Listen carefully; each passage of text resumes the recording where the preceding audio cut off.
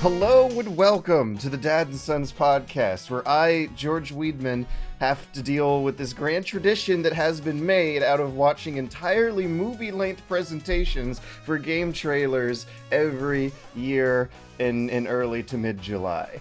I have with me Matt Visual and Liam Edwards, and this week is the Grand E3 Somethingtacular. So, I guess quick question to roll us off in. How did we consume the conferences this time? Did you guys like sit by the stream countdown timer and like set aside everything, or have like a window open at work with the sound on mute and some friends on text, or did you do the live snark thing where you get a group together, get some beers, and just start like talking shit in your own little chat room in real time as it's happening, or did you be lazy like me and like skip through everything the next day? A little bit of the last one and a lot more of the second one, which is just have it on the while I'm doing work, have it on a little screen on the side, because come on, like most of it is fluff. Like I'm not gonna sit through Madden and FIFA. Come on, man. Oh yeah. I forgot. Like I entirely forgot EA were doing one. Like, I am grateful that I just skipped the EA one, because holy, that was a lot of, it reminds me of old Nickelodeon game shows for some reason, where there will be an awkwardly placed crowd that the camera will never really swoop over, and whenever the first, like, 8 people of that crowd are in, like, a third of the frame, you'll hear an audience reaction noise, like, from a can, like stock applause for a crowd. And that is annoying. I don't want to hear that over and over again. Oh my god. Guys, gamers, you having to sit there and watch the EA play live as it's happening does not make you a better gamer. You don't have to do that, kids.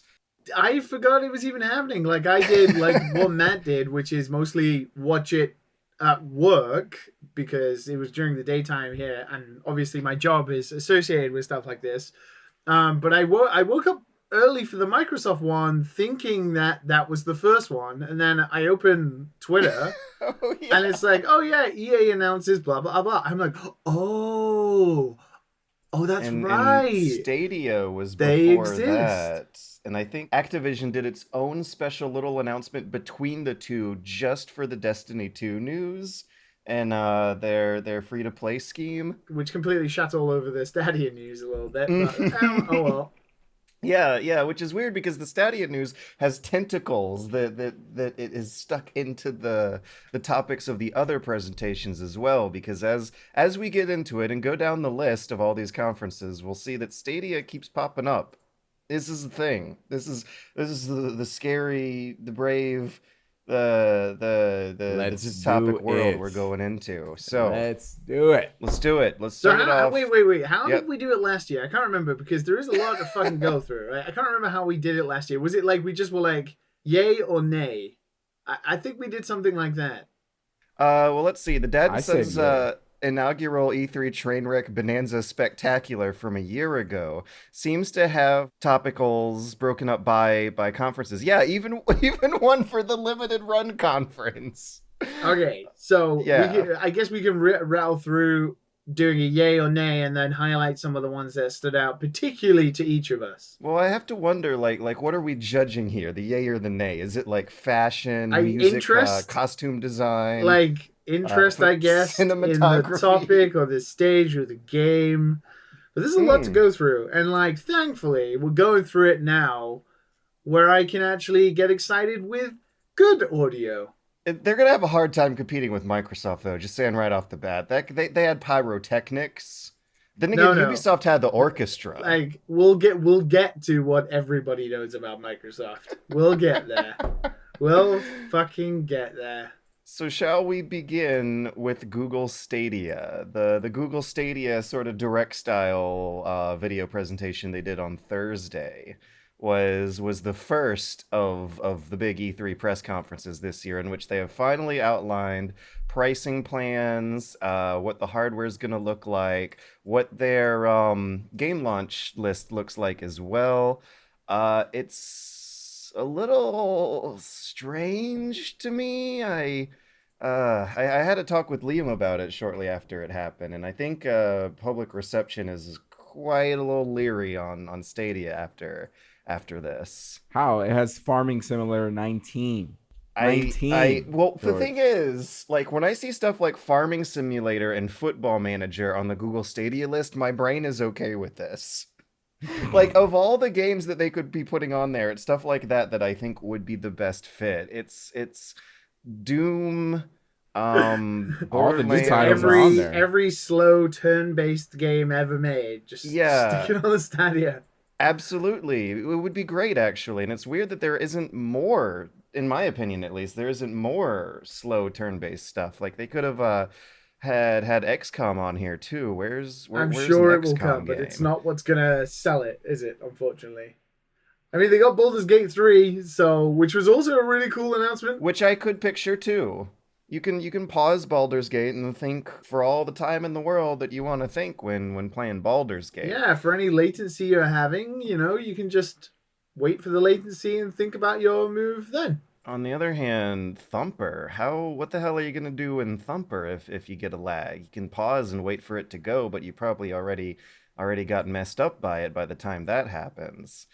And that's what I think kind of points to that lack of business sense. Like, it's the same sort of vibe from GDC, where we all know they have the technology. I am at least like I am critical of streaming games, but I think I'm less critical than a lot of others because I have played turn-based strategy games across multiple devices before and realized there is something there. There is value to be had from crossing over some games of some genres, but Google doesn't seem to be aware that it's oftentimes more a genre game design thing than it is a technology horsepower sort of thing, and that's where the launch lineup seems to me like it's kind of going all over the place in both directions. The pricing scheme is better than I thought it would be. A $10 a month subscription is better than what I thought would be a $15 a month subscription, but they don't specify how much of the launch lineup comes with that $10. And the other option is a huge leap up from that. It's $130 for a controller and a Chromecast and some Founders Edition privileges, which aren't exactly enticing. I mean, you can buy the Xbox Elite Pro controller thing for like $160, and I would never pay that much money for a controller. I don't know why I would pay $129 for a Chromecast and a controller either. This is supposed to be a service that's designed to replace that large upfront, big $100-something purchase that customers would do for a console. The idea of demoing a lineup of games for $10 a month, picking one out of that pile that I like, and then paying full price for that one, then canceling my subscription, sounds like a great way to get me, a hardcore, jaded, cynical gamer, to spend $70 on the game industry rather than $60. And that would be a cool scenario, but without further details on what the monthly subscription buys, I don't know if I can picture that kind of scenario yet. So I'm still a little iffy on Stadia. I'm pretty darn iffy on there being exclusives for the things that might be unable to be historically preserved in the long term. But in the short term, I'd like to see them talk about streaming as a supplementary accessory service to play slow games with, more than an expensive premium service to play really, fast. Out of the three of us, Matt is the one who probably has the best internet, and also usually Redboxes stuff a lot. So like, if the Stadia service is gonna have like the sort of on live demos and stuff like that, where people can try games pretty quickly and it works pretty well, it's probably aimed towards people like Matt. Like, Matt, does this have any? Hell yeah, I'm gonna try this. $10? It's $10 $10 to is try not a lot. something. Yeah. I'm gonna try it. I mean, listen. Of course, lately Google Maps hasn't been working properly. All right, we can all agree. But I mean, if they're putting titles on here, new titles, they have to have shown their cards. Like, yo, listen, this works. And if it comes out and it nails it, then we're all good. But if they flop, Well, they're showing intention, aren't they? Like paying for like Baldur's Gate 3 and stuff like that. They're showing intention for like stuff. Baldur's Gate, I think, is a good match. Like that, at least, is not easy for me to just question myself and be like, "What?" Also, can we say like, "Fuck yeah, Baldur's Gate 3"? Yes, Fuck yes, Baldur's Gate Larian, 3. the rumors, the speculations were true. The teasing was on the point. Baldur's Gate 3 is happening by Larian Studios. The best company to handle it are the ones handling it. Like Larian Studios is the perfect match. Literally better than getting modern BioWare or modern Black Isle to do it. So it's pretty good hands, I think. But yeah, Stadia. I want to believe in it. My hopes are not high. I feel like it's a fine idea that just I'd feel more comfortable with under a different company, but I don't know what, because you gotta be a big evil company to get this thing working in the first place. Well, I'm biased and have a stake in the race, a horse in the race, shall we say? So everybody should buy it. Go. yeah, Do go it. buy it. Spend $10. Like, $10 is easy to throw around. $130 is not. Kids Well, I don't don't know about Oh that. fuck! Don't spend $130. Yeah, you don't need to. Don't So do why that. spend it? You literally can. Make sure it works first. You can have a USB controller. It's fine. The dynamic that I see going on here is that $10 is so small that it might as well be a demo. Except the selection. But you don't even need the $10. The $10 is so you can have like the 4K resolution streaming and then access to some games for free, I guess. But you can still just purchase games through Stadia for free without having to have a membership. It's the access to some games that would sell me over. And wait a second, what was that you just said? Yeah, you're talking about Stadia Pro. Stadia Pro is $10 a month for the access to have the 4K streaming and the Dolby surround sound audio and some games, I think, eventually. That's But nuts. you can use the Stadia service, which is like Stadia Basic or something, and you can just buy games through Stadia and play them anyway. Buy. I thought you meant there was like an actual free option. No. I imagine they will do at times, like Epic have done, like where they give you a free game to entice you. I imagine Stadia will be like, hey, everybody gets Assassin's Creed Odyssey if you sign up for a Stadia membership now, like a basic membership, just like make an account, and then once you play that for free and you're like, oh, this actually works pretty well, it will be like the test. That's what you sound like too. Like that's how it works. Yeah, exactly. But that's the thing is, it would be a good idea for them to do that because then people can test their internet connection and how it works. Whereas asking people to commit to buy something before being able to test, like if it actually does work, is probably not the best idea. Yeah. There's a lot to worry about with streaming games, but the absolutely positively best aspect to it, and you also saw this with OnLive as far back as 2011, is how cheap it can make them. Like OnLive had $1 sales for OnLive versions of games every now and then, and they gave you 2 hours of just free play time. Like they didn't lock the games off in demo areas. You had the whole game, which in practice meant like the first few tutorial levels. But in more enough cases, 2 hours was more than enough to tell if it worked on your internet connection and on your device hardware. And that's the stuff I'd like to see Google embrace too, is demo options and like cost cutting strategies. Yeah, we'll see how they reel it out. I guess the reaction right now is completely brand new, so we'll see. I am suspicious. We know. I'm hopeful, but I am more suspicious than I am. Speaking of suspicions, yeah. Any more suspicions we want to air out before moving on to the artistic one? No. The entertainments and the arts, the electronic arts, that is. Oh. stop calling them electronic. So yeah, That was Electronic a rough Arts one. had its EA Play electronic. Well, that's what. Okay, did they actually take Electronic Arts out of their official naming scheme? Is it just EA now these days? I don't think so. But they don't turn up and be like, "Welcome to the Electronic Arts 2019."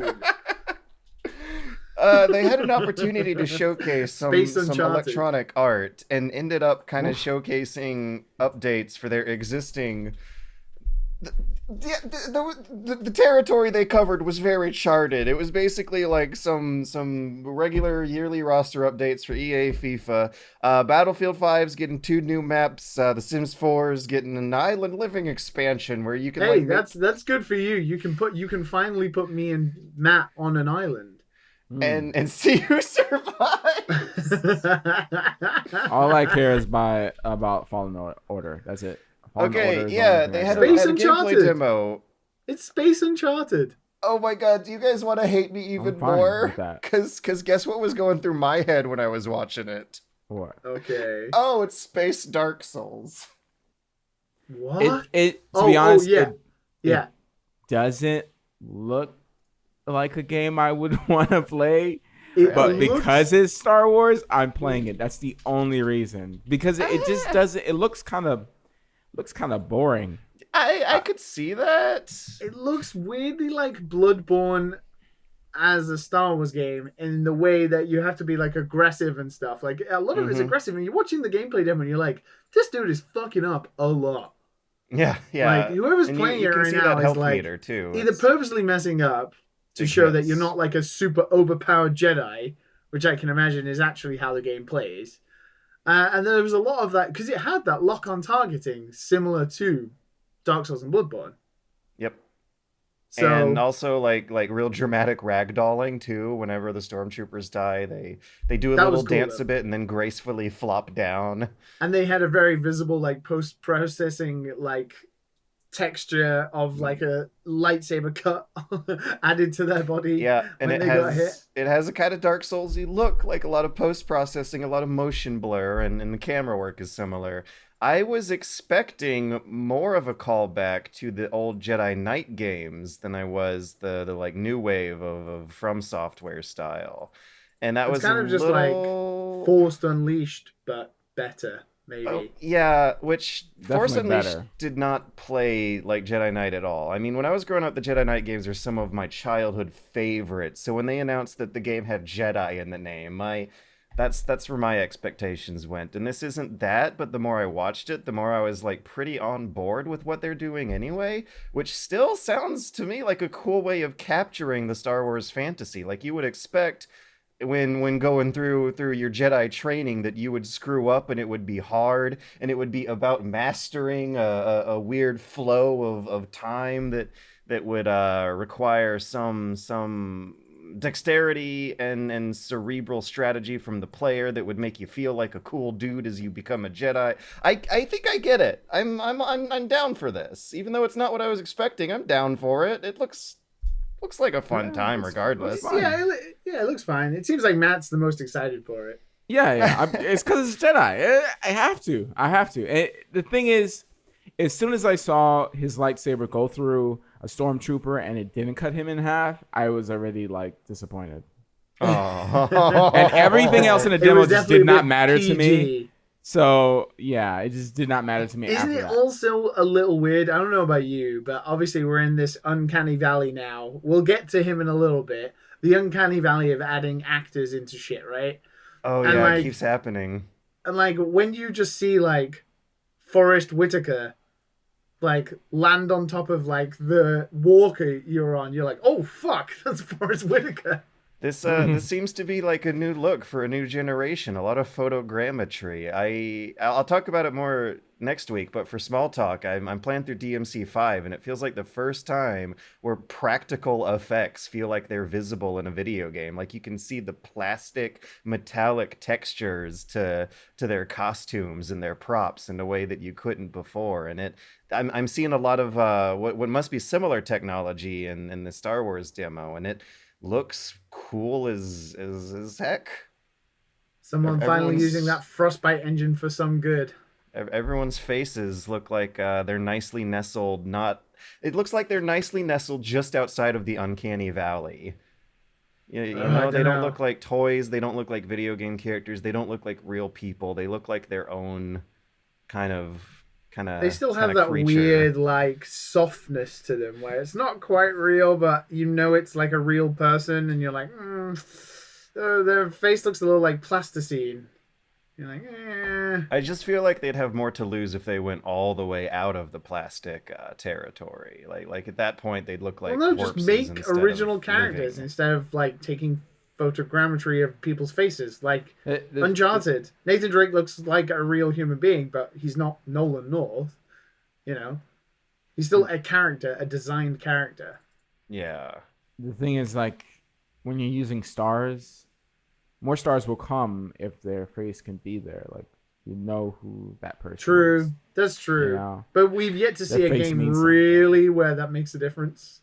I feel like Death Yeah. Stranding looks like it's getting there. Like, remember when we were a Yeah. kid and celebrity appearances were like Bruce Willis in Apocalypse, and it was like someone trying to sound like them on a voice actor impression and a character model that, of course, would look nothing like them, except maybe unless they got a like photograph of their face that they would just stamp down onto the 2 poly count model. This is different. This is a very, very different feel of seeing real actors in a game. Do you think Mads Mikkelsen would not did not enjoy seeing his face in the game? Do you think? True, do you think he true. was But like, also, I would not play it unless if I knew it was Mads Mikkelsen and it wasn't Mads Mikkelsen's face, then yeah, I probably wouldn't play it. We've got to see that sexy Mads face. Yeah, I mean, jeez. Definitely. I think more big actors, because a lot of I remember hearing Corey from Borog from God of War talk about actors not wanting to do video games because it's like, I don't know, like considered like a bad thing in Hollywood. It might like mess up your career. So I think that might kind of bridge the gap a little bit, especially if the game is big. I don't know. Am I wrong here? Definitely a different dynamic than back in the 90s where video games were just a quick a voice. and easy buck for any actor to make on the side. It's I mean, that's extra money. Yum, So- yum, yum. so Certainly yeah, extra money. we have an Electronic Art that was showcased by Electronic Arts, whereas a soulless giant mega corporate company like Microsoft had a lot more Electronic Arts to show off. Yeah, this was like the first announcement where it felt like E3 was happening, was when Microsoft Yeah. put on their show. I mean, that between them and Bethesda, they're the only ones left, I guess. God, that do Bethesda one everything was will be just videos, and everybody forgets who did it first. So, Who did it first, George? Who did it first? Microsoft versus Bethesda this year? No, who did the video Nintendo. E3s first? It would have been Nintendo, wouldn't it? It was not Nintendo. It was Konami. Oh, really? Oh my god. It was Konami in like 2010, when after the disastrous year of like 99 nights, like 1 million battles, That's the Fuji last I remember of rocking Konami the having an stage. E3 presence. The year after, they did an E3 video conference that had stuff like Never Dead, but like that was a video conference like before Nintendo Direct and everything. Konami paving the way, man. Paving Konami the blazing way. the trails. Blazing those trails. It's truly Konami's world and we just live in it. I want to know how you feel about Minecraft Dungeons, because the reception is fine, Yeah. but okay. I don't get it. I don't get it why it is. You want like a Minecraft man. And you It's fight to get those people. kids into Diablo. Mm-hmm. Also, Minecraft does kind of have an element of dungeon crawling to it that makes sense. It does seemly weird, like a next progression. Like it does feel like quite a natural thing to have happened, like partying up to go through dungeons together like you already do, but in a more video gamey way. When thinking back on my days playing Minecraft, my mind categorizes all those hours into 2 experiences, and that's either crawling around a dungeon looking for materials or building stuff with said materials with on the surface. In both cases, they're friends there. It's a co-op game, so making a dungeon crawler out of it seems like it makes more sense to me than Minecraft story mode. I might give it a try if it's good. You know, that's Mm. definitely not a game I will play by myself. That's not a game that experiences. That's like, oh, look at these Minecraft guys fucking around. You know, you just do a little bit of something to drink, probably. I was, however, thinking of you when they were rolling the trailers for Ori and the Will-O-Wisp. Oh my god! Or you know what I played this week? Ori. It all works out, doesn't it? Yep. Yes, I still haven't played Ori, but I will admit that trailer was fantastic. They got the money this time. Like I feel like the animation budget is even more impressive than the previous ones. Like it's ridiculous what the amount of what looks like hand-drawn motion is in some of these shots. Oh my god. Ori and Hollow Knight. All right, those two coming out. Those are guys, if you've never played these games, go play them. They're $1 thanks to Xbox Game Pass for PC. Which is also a fantastic fucking announcement. Yep. I'm trying it actually. It works. It works. And it's $5 after that. Right now, I don't know if they're having a sale because its MSRP is $10. And so it's weird. What games do you get with it? About 100 games. You get Void Bastards, the game that Void Bastards, the game that you were talking about. Have you tried it yet? No, I have it. I'm downloading it. And it's actually a tab right now. That's why I knew it was there. Everything has a PC version, right? Or not everything. No, because Quantum Break should be on here, but it's not. It's on the Xbox version, but it's not on this one. I'm guessing they want to wait. Like Moonlighter, which I'm going to be playing now. They got Guacamelee. That's okay. Even without the console, though, like it's a pretty tempting offer because of just how big the focus is on multiplats. You can get it for $1 for your introductory month right now. $1. $1. All right, I'll go over some highlights. All right, so Moonlighter, which I agree, Liam, at the first, I guess, impression, but I actually got into it. It's actually not bad. But I'll see when I get through it. Guacamelee 2. If you haven't played the Guacamelee games, play them. Sea of Thieves, Forza. Anyone likes Forza? All the Gears of War, including the new one. State of Decay, if you like that. Ark. Crackdown. Or in the Blind Forest. You got the Halo Wars 1 and 2. Any games that you guys are standing out for you guys? No. Football Manager, George. I might be in it for the Ori games. Oh wait. Oh, is Halo? When is Halo Reach coming? The completion. What do you call it? The Halo pack PC version. The complete pack is on there. The Master Chief Collection. Collection. That's on there. And all the Halo games are on there, and all the Gears of War, all the big titles. On the PC. On the PC already. It wasn't. Yeah. Hold up. I'm looking it up.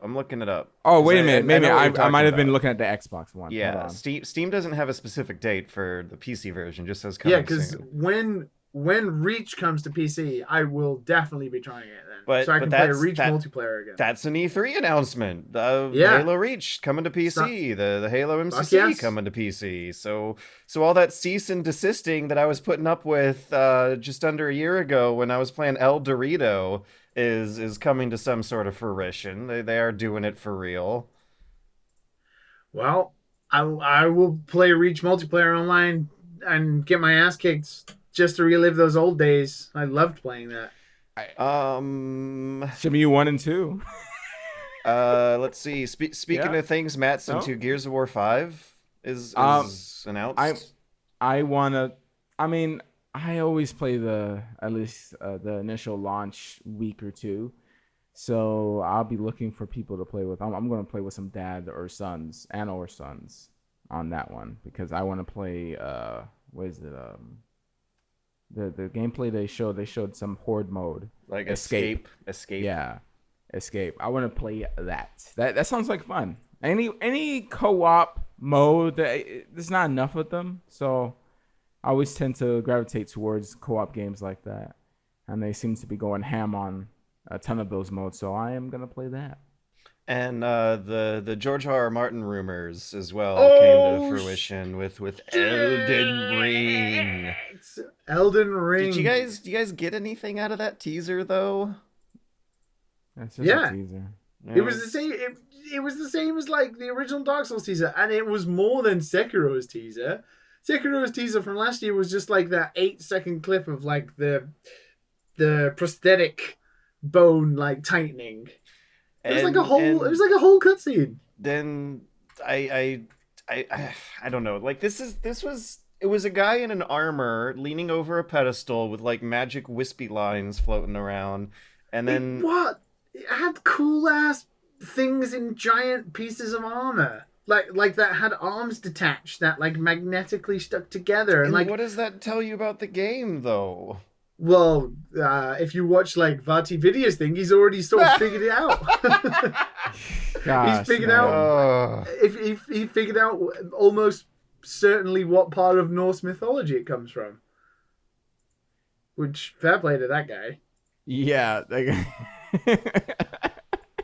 He but can like make a video out of nothing and just talk with his voice, and he'll be good to go. Yeah, that one scene of like that person like gifting the arm with their arm inside of the arm with all the arms clinging onto him. It's a fucking cool imagery.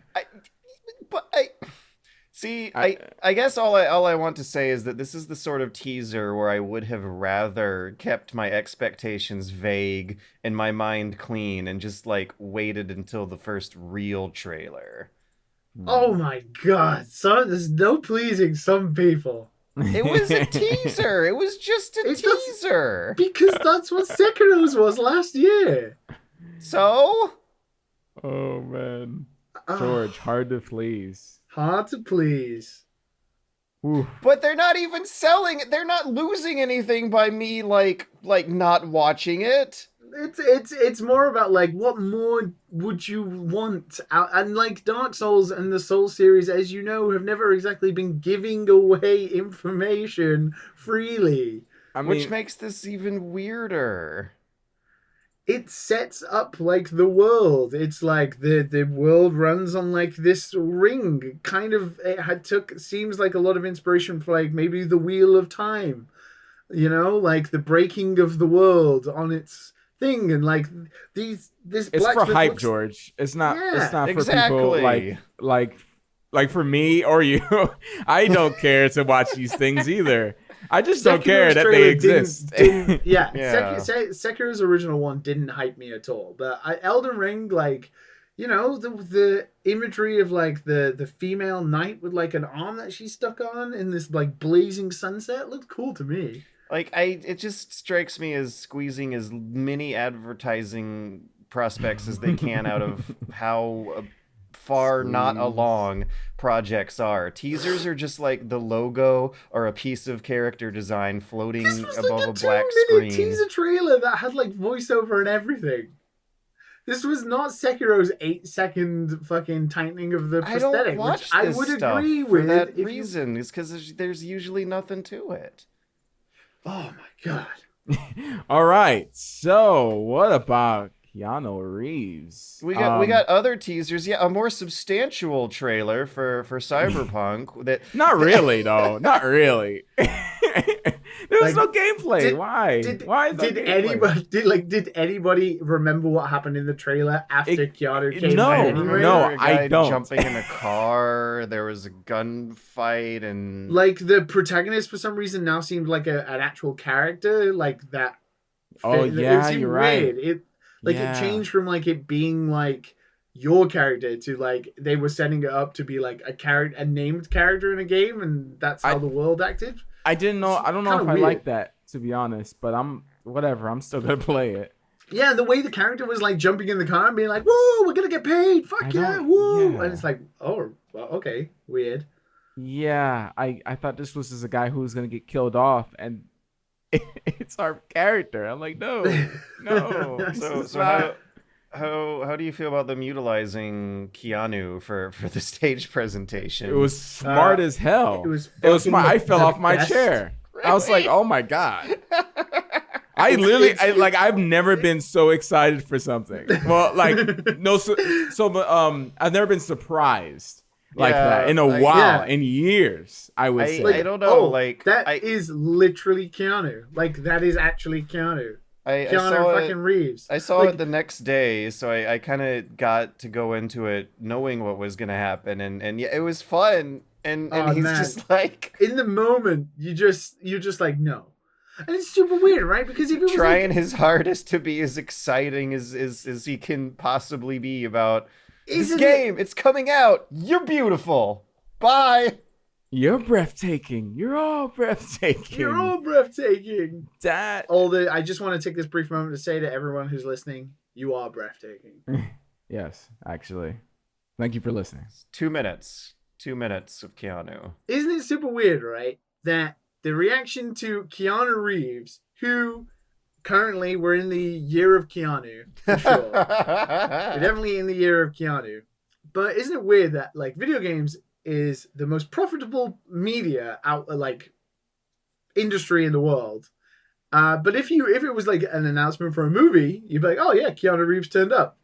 But like at the biggest trade show for the most profitable industry in the world, and Keanu Reeves turns up, and everyone's like, "Oh my god, he's here! He's with us! He's a nerd too!" Like it's I don't know if he's weird. a nerd. Yeah, it's just super weird that people. He's a cool like... guy. I mean, from what I see. Yeah, but I just find it weird that at the biggest trade show for the most profitable media in the world, everybody, we still haven't got over like video games being like the main thing, right? Like one of the biggest things in the world. That like when Keanu Reeves turns up, you're like, oh my god, Keanu. Celebrity appearances have happened before. I want to people are like, oh, who cares? B star, like guy coming out and doing whatever. Like, all right, think of like Tom Cruise coming out. It's not gonna be the same. It's just Keanu Reeves has a certain atmosphere about him. Yeah. Okay, and when he comes out, he does. Yeah, and again, he shows his face. Like, imagine him with some generic ass face. I mean, I've got like 2 hours of Aisha Tyler doing Ubisoft conferences burned into my brain from editing it. And Aisha Tyler was all right. Like, she did her job. Primarily, the big difference I see here is that this is not an awkward E3 celebrity appearance. No, no. Keanu killed it. Yeah, he killed it. Like literally, it was like cyberpunk. He didn't come on and he was like, "I'm so excited to be a part of this brand new project from CD Projekt Red, the creators of The Witcher. You're gonna take place in this amazing world that has all these amazing graphics." Like, he's like, "No, fucking cyberpunk. It's coming out here. Check this out, breathtaking motherfuckers." And then he leaves. It's so good. It's good. It's good. Yeah, they did a good job with that one. Because no one cared about anything else. The main character was you play an asshole or anything like that. You guys didn't care about Microsoft motherfucking flight ass simulator? Oh, we were talking about that a couple episodes ago. Now, person who asked the question, you have a flight simulator. Dude, guys, guess what actually happened? You pre-ordered it. That guy sent us an email after the announcement. Yes! Oh, great! Saying, oh my god, there is a big expensive flight simulator announced at E3. Okay, yeah, I'm sorry. I'm so happy for him, actually. That would be the world to me, because there's nothing out there. I'm sorry, yeah, if we end up dwelling on something that's way more niche than usual, but I am very intrigued by what looked like very photogrammetrically scanned, realistic ass looking, tactile feel and textured scans of cities and landmarks. The plane flies past the pyramids of Giza, and I'm just wondering how much is actually there. How much of planet Earth did they scan in? Yeah, so that's my thing. I'm like, okay, I'm not going to play this at all, because it's just not my bag. But man, how are they generating the data for these worlds and then like, is this like how Google Earth works in VR kind of thing, where it just like registers the data from maps and stuff and then creates like shitty 3D renders of it? Because it doesn't look like it. It looks real. It looks real good. That looks insane. And I guess insane. The camera just didn't pan hard enough for you to see the like paper city street with the blurry like And texture plastered on middleware buildings. It showed the good stuff. And it will work on an Xbox. You're right. I just automatically thought PC for some reason. Yeah, with the hot ass setup. Yeah, I mean, it was the Microsoft Xbox conference. Yeah, you don't. Am I too elitist? You can't play You can't play without a hot ass. Like that would be weird. I'm pretty sure there's like a setup, but not I don't for a keyboard and mouse. But I don't think for a hot ass. Yeah, I mean, a keyboard and mouse isn't exactly flying a plane either. Yeah. If I was 12 years old watching this, I'd probably be happy enough to have it on the Xbox my parents bought me. Yeah. Well, yeah. There is more. Ooh. There is more Microsoft stuff. And come on. That's a slight tease at a next-gen console they're calling Project Scarlet. Which was the most... Like, you think they would have learned... Like, the Xbox One's, like, announcement was literally the worst console announcement of all time, right? So what they did this time, they were like, as Phil Spencer said it, like, we learned, like, you want just something about gaming. So they talked about their new console in the most boring way, where the only thing they kept highlighting was loading screens. Hey guys, remember when you're like playing an RPG and you have to go through a door and then it's like loading and shit? Like, would it be great if we just stuck an SSD in there and got rid of that? I personally can't wait for the SSD. Like, oh my god, it was the most like cringe-worthy announcement for a new console. What about a guaranteed killer app launch title for that new console? Halo Infinite. When are they gonna take off his helmet? Like, am I the only one who thinks that? I thought it was going to be revealed that guy was him. And I was like, that would be interesting. Me too. I was getting a little of like that. at this point, is Master Chief just a robot? Like, is he a robot? No, he's not. He's not. He's got to be a fucking robot at this point. No, he's not. Okay. I read the books. I read one of the books. Yeah, I know he's not a robot, but like right now, he's got to be more like robot than man, right? He wakes up and he's like, it's time. It's time. Liam. That's what the guy it's time says. to take off the helmet. Like, I don't like. Okay, make him whatever you want to make him. Okay, generic white man, whatever it takes to take off the helmet. What if the helmet's like grafted into his skin at this point? Yeah, that's what I'm saying. How do you take a piss? When does he take a piss? When does he take a shower? Does it smell under there? Does he have rashes? There's a tube, a flap. He's definitely not got a dick. Oh my god! All of the, he doesn't have needs. All he cares about is war and winning. He loves an AI that he can't have sex with. So I mean, it would make sense. Oh my god! So yeah, the teaser. I hate to like bring back shit talking teasers again, Matt, but wait, nothing. Matt. Yeah. How much would you lose your mind, right? Forgetting Keanu Reeves' pen, but how much would you lose your mind if, like, they took his helmet off and it was Terry Crews the whole time? No! And then you hear white chicks playing in the background. No. I don't want to see any Vanessa Carlson memes. 1,000 miles. I don't want to see any memes. Terry Crews. No, I don't think that's a good match at all. Like, not even a little bit. It has to be some. Yeah, he has to be older, right? I think they do age. Terry Crews is like 55, right? No, but he doesn't. Master Chief doesn't sound. I need to hear that Master Chief voice, and it would not be coming from Terry Crews. Unless there's like some voice like changer in his helmet, and when he takes off his helmet, he's like, "Woo!" All that teabagging I was doing for years. Oh my god! Woo! So yeah, I hate to talk shit about teasers, but again, it seemed like there was not a very good picture of what the game of Halo Infinite is going to look like from the. It's just a generic. It's the most generic thing ever. Yeah. It's almost as pointless as that Resident Evil trailer, where they're like, I wonder where you want to play, like from Nintendo Direct. And then he goes into a freaking haunted house and plays it, but that's it. That was the point. They're just releasing the trailer. There was nothing like an escape room, nothing. It was pointless. It's weird, right? Because on the one hand, I feel like it's weird. It's like you have to get a vertical slice out eventually, right? But you have to drive hype before you get to that vertical slice, or nobody's going to be interested. And like the Halo Infinite one, it would be hypocritical of me to say it was bad because the Elden Ring one I thought was good. And I understand that this one seemed very generic, but it is like that setting up the world kind of thing, like the aftermath of what has come before it kind of thing. Oh, that it's it is like, Master Chief playing in the game and blah, blah, blah. Yeah. Like, you're not that guy. Like, it went on for like 6 minutes long. That guy looks more fun. That guy looks more fun than Master Chief. I want to play as that guy.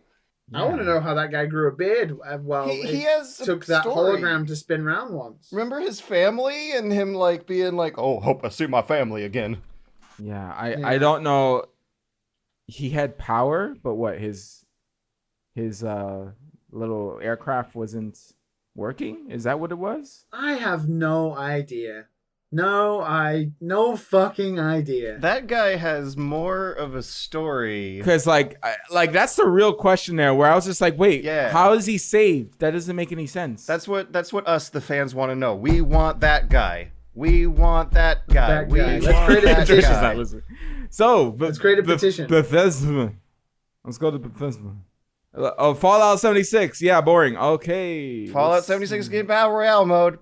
Can we just briefly touch upon how ballsy it is for Bethesda to lead with Fallout 76 and be like, "Oh hey, yeah, we fucked up, but we're gonna put NPCs in it, man, like a normal Fallout, and it'll be good." It's sad. Poor Tom. Poor he used to be the greatest guy, and then now he's just. thanks to the 17 people still playing it. Woo! I don't know. I'm pretty sure more people play it because, everyone doesn't. They get their enjoyment out of something. Everyone plays everyone has like a secret shit game they love to play. Yeah. There's always the super hardcore fans of whatever weird obscure shit you can find. Yeah, I mean, shoot, I played Sacred 2 for a bit and Two Worlds, okay? On Xbox Live, there was like a handful of people. It was so handful that everyone knew each other. That's how the community was. There's always the Shrek Super Slam fighting game community that has their tournaments with their crumpet canceling rules. You're gonna have those lovely people who are gonna be playing like the Gears Funko Pop. We taking that seriously. That was part of the Microsoft show, wasn't it? The Funko Pop Gears. Let's not touch that hot potato. Holy shit!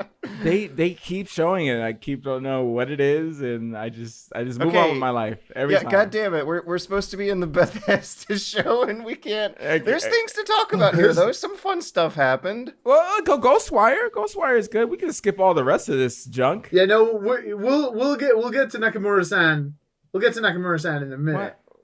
What else to talk about? Elder Scrolls Blades coming to Switch, guys. Yeah, that's not what. Lock up your daughters. What I was referencing. Commander Keen is coming back. Everyone also requested not what I was referencing. Wolfenstein? No. It doesn't look bad. Youngblood looks fun. Deathloop. Yeah, Deathloop. Okay, I missed this one. Hold on. That looks fun. So, Deathloop is going to be a 4v4 multiplayer beat 'em up by Ninja Theory, developers of... Wait, what are you talking about? No, it's not. Wait, yeah, no, sorry, I was thinking of Ninja Theory's Bleeding Edge. You're talking about Bleeding Edge, which we didn't talk about in the Microsoft conference because it's Overwatch. Deathloop so we can move on. Is Arcane Studios' Assassin v Assassin time travel action game. Yeah, it's like Groundhog Day, but with assassins. I haven't seen a hands-on gameplay demo, but the premise sounds cool. Do we know if it's sounds cool. First or third person? Cool. The name is great. Deathloop. I like the idea that you get to choose an assassin, whether you want to keep the loop going like the girl or you want to break the loop like the guy. Interesting. Oh, before we move on to the next one, I think we missed something. Was this in the Xbox one? 12 minutes? Oh yeah, It wasn't on the outline. I was like, wait a minute. What's no. 12 I know minutes? what you're talking about. Yeah, I think that Yeah. was Microsoft. That's a need for me. I need that game. I need it in my Okay. life. Cool. Speaking Okay, of yeah, Deathloops, Yeah, for That was some a loop. reason it didn't end up on the outline, but I'm digging it. I saw that trailer and it reminded me of that weird procedural conversation generating game where you talk to the angry couple and it goes differently every time you load it up. Yeah, Facade. Yeah. Facade. Yeah, I want that. that is up my alley. That is so up my alley.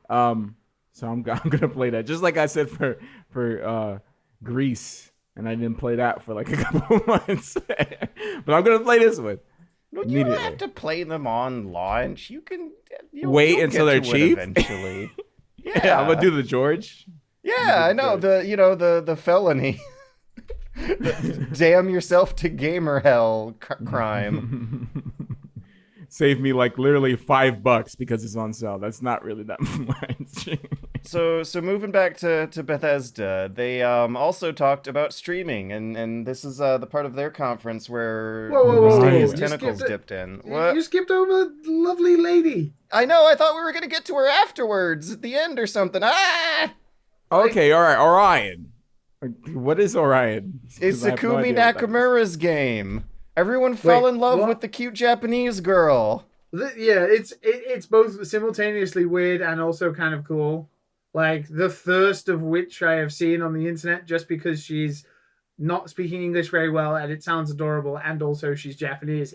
It's kind of strange, to be honest, but it was a pretty cool looking game.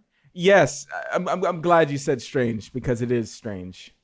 Because people were like, people were telling me about it, and I was like, oh, and I looked it up, and I was like, okay, cool. I don't get it.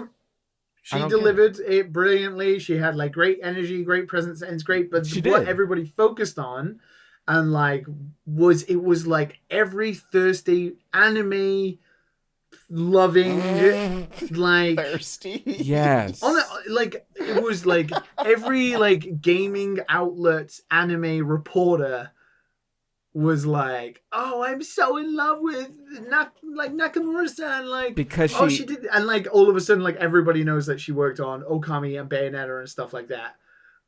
Like, yeah, sure you did. Sure you did. Yeah, because sure she asked like a Japanese girl or like an anime stereotypical Japanese girl. Like I don't understand. Well, just because she's Japanese, Mhm. just because she is Japanese, and she was I'm not saying she's not cute. I'm not saying like handing the torch over, as people say. I'm not saying that's not cool. It's just I feel like I hope that they're like her for the right reasons and not just that's what was super weird. I was talking to other Japanese friends about this. Was that it was like nobody focused on like her game and the fact that she is a female director of like this game. Yes. From Mikami Studio, which is fucking amazing. She was the original concept artist for Bayonetta. Her first job was working on Okami. It's an amazing background.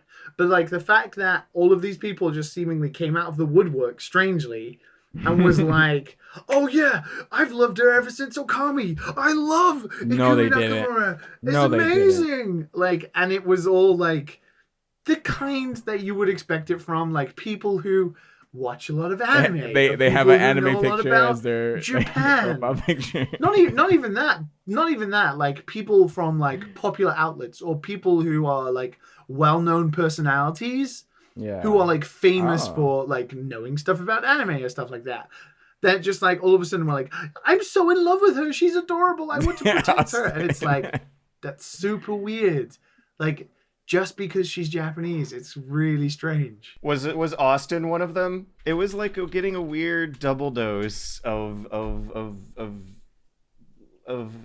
dorky, unwarranted anime weeaboo appreciation, as well as a like that reality check that you get sometimes when watching behind the scenes videos and interviews of Japanese games, and that is that there do seem to be, this might be anecdotally from my experience, but it just seems to me anecdotally, informally, without crunching the numbers, that there are a lot more women working on games in Japan. And I remember when visiting, I guess so, right? and you see them in the arcades too, and the video game stores. Oh yeah, there's a bigger market. Yeah. For women, it feels like, from Japan, for all the problems. Like we'll get onto Animal Crossing soon. Like one of the people I respect and love most, dearest in Kyoto, someone who I really, really respect, and I'm so lucky to be friends with. Like, she's directing one of the most exciting games that everyone got excited about, so it's incredible. But like, it was kind of just weird to see. Like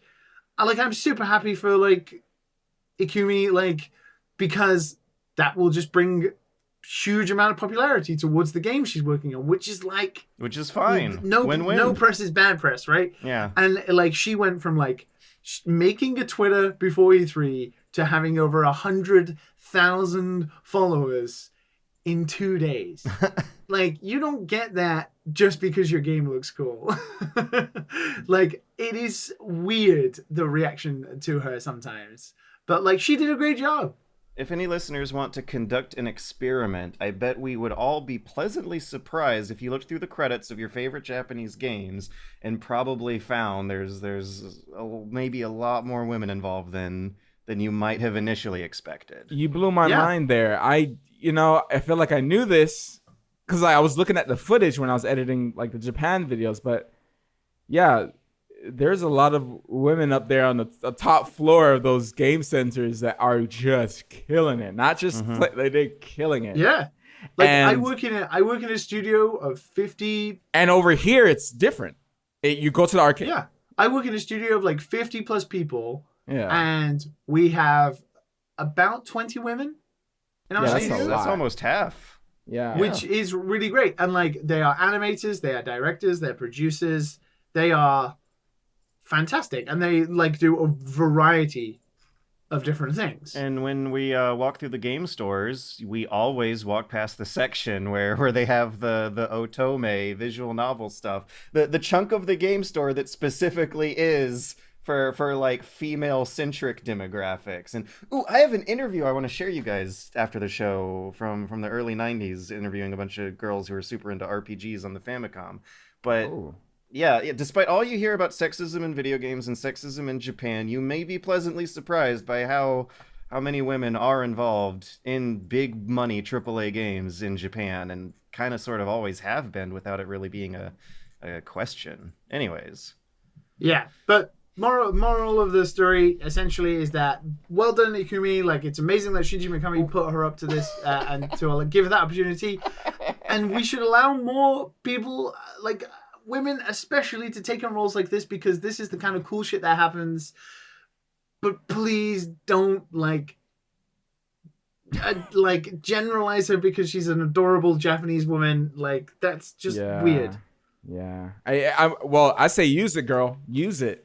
Use it. Use all these dudes that are just blinded. Yeah, you got 100,000 followers on Twitter now. Like, more people to buy your game. Hopefully it's good. I do have one question though, and that is if this game is going to be like some undercover Christian evangelizing propaganda. Because you'll notice in the teaser that the little piles of clothes get left behind, right? Nah, that's a thing. That's a biblical thing. Yeah. No, Left Behind. You never seen that movie? I did. I was forced to. From what I could sort of gather from the trailer is that it might be about yokai. Is that a thing in Japanese mythology when people get spirited away, their clothes get left behind, so they're just like naked in the nether realm? Oh my god, they have like a yokai. They have like a yokai for everything. But it did look like it would be like battling yokai kind of thing, like scary looking yokai. Because yokai in Japan, like she said, it would be spooky, not quite horror, but like spooky. So like yokai are not exactly horror in Japan because they're ingrained in the mythos of the country, right? Mm-hmm. So they're not exactly horror, but they are definitely spooky. So it's kind of like, I think maybe it could be about that. And the game looked interesting for sure. So So last but not least, little bit of Are we weird. still on Bethesda? Still on Bethesda. One more Bethesda Jesus. bit is Orion, the middleware they're releasing into some of their proprietary game engines that's specifically designed to be make assets more friendly for streaming them in and out of a cloud server onto the player's device. It was a little weird watching this during the presentation. They didn't exactly explain if it was a streaming service, which would be a weird competitor to Google Stadia, which would be weird because Google Stadia's one of their flagship launch titles is Doom Eternal. It's a Bethesda game. And no, what Orion turned out to be is middleware. They're doing this as part of the game engine now. The words used during the presentation were This is probably really smart if it integrated at the engine level, and I don't want to talk about this too much because it is boring, but it probably is really, really smart. If it works, this is really smart because if there's going to be a shit ton of streaming services out there, this is like the turn of when people made engines. Like, people need to buy middleware for animations, they need to buy middleware for art and stuff like this. If Bethesda make one of the first and better pieces of middleware that allows you to compress textures and stuff like that, so it is better for streaming, so many companies are going to use it because everyone's going to want to be on streaming services and not have a shit game. So this could be really smart if it works. I also see it as a really big money investment too. Like, for as expensive and ridiculously overproduced as video games can get, as we can remember from Blood, Sweat, and Pixels and the chaos of the MGS5 development, building an engine rather than the game itself is oftentimes the most expensive, troublesome, delay-prone part of the process. And this is them trying to make themselves more friendly for streaming in that part of the pre game making pipeline, and that's what they're paying the MIT programmers to make abstract, weird software tools about instead of the games themselves, and that oftentimes turns out to be more expensive. And so I speculate that was a big money deal going on in the background that they threw in for reassuring investors that they're committed to building games specifically for streaming in the future. Did you just fall asleep during the middle? No, I sighed. Oh, they're also renaming QuakeCon to DoomCon. There you go. That's all the Bethesda stuff. We can move on. About time, I guess. Nothing lasts forever. QuakeCon has felt like a relic for quite a few years. Yeah, it always weirded me out when it's like QuakeCon is coming, and I'd be like, Bethesda's running QuakeCon? What? Oh, right, yeah. They're still doing it? Yeah. DoomCon makes a lot more sense now. I think the last time QuakeCon had a big chunk of news attached to it was in the early days of VR when John Carmack was still working with Oculus on it. They announced Doom Eternal at QuakeCon, right? Did they?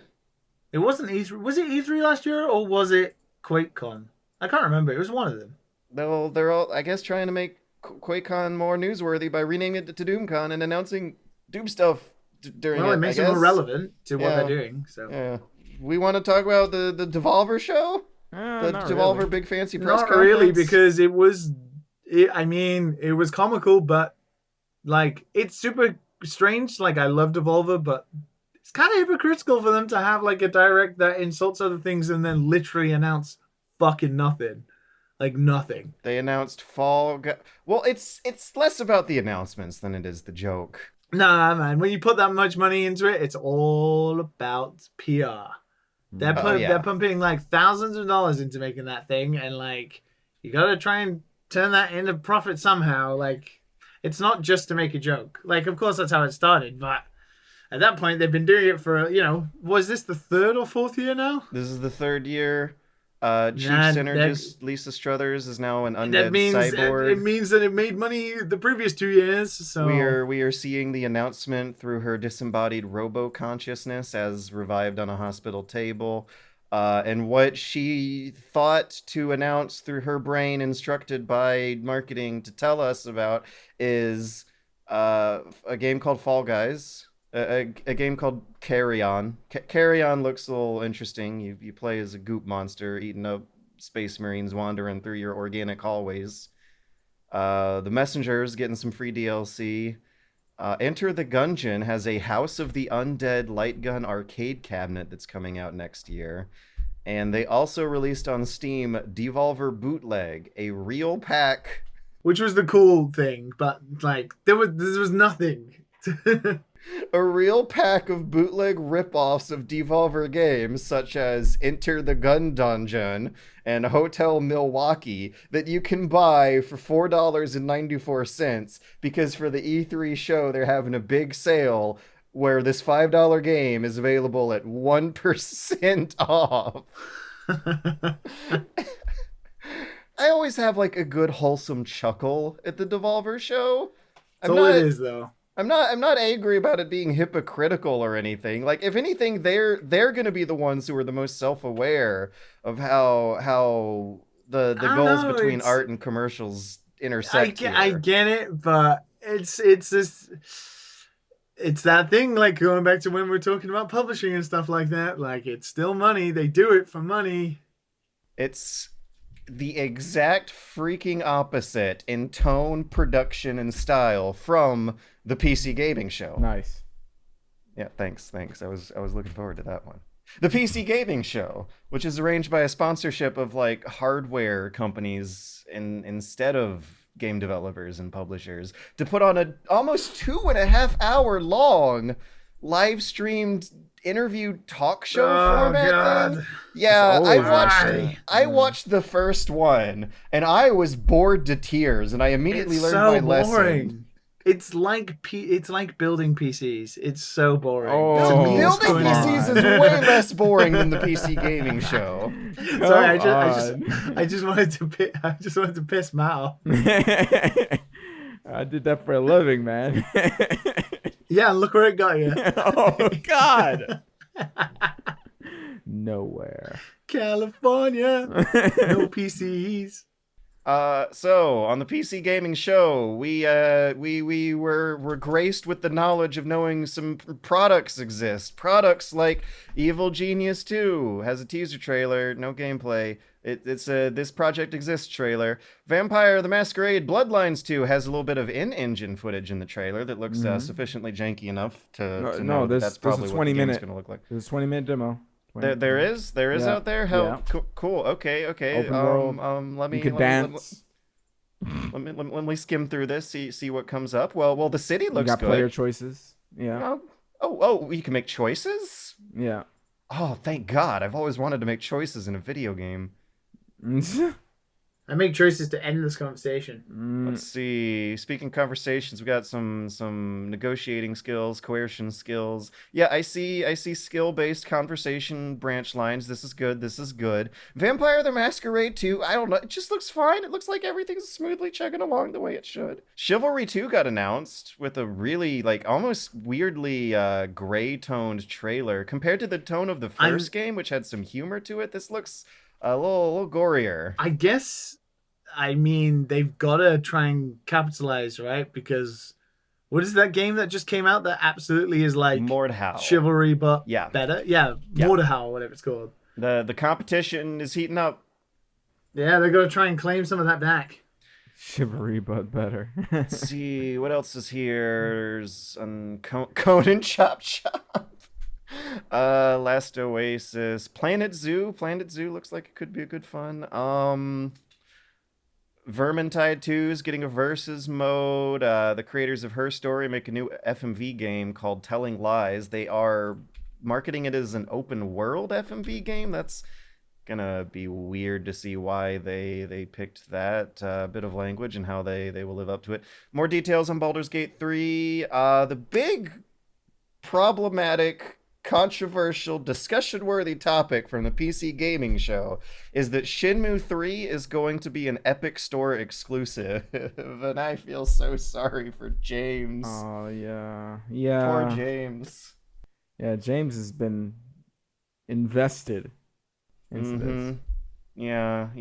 I imagine it's pretty sure he does confusing something week. with the studio, but it's just like, yeah, it's getting a lot of flack. What are they going to be doing about Steam pre-orders for Shenmue 3? Because it's still available on Steam. but you can't pre-order it anymore on Steam. Oh, what? It's still on. Oh. Yeah, they have their store page up. You don't buy it when you pre-order on Steam, though. Oh, it's like that. Like they got you? stolen away.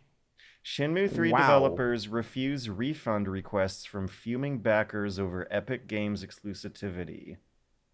Let's see. This is a news story published on DualShockers. Yeah, Shenmue 3 had a fairly strange reveal. Strange funding model. Strange present news story as of like 2 days ago when this stuff broke. Physical copies of it are going to come with a code for the Epic Games Store now. Backers got an email saying the launch was previously planned for distribution on Steam. However, it was decided with Deep Silver that Epic Games Store would be the best distribution platform option.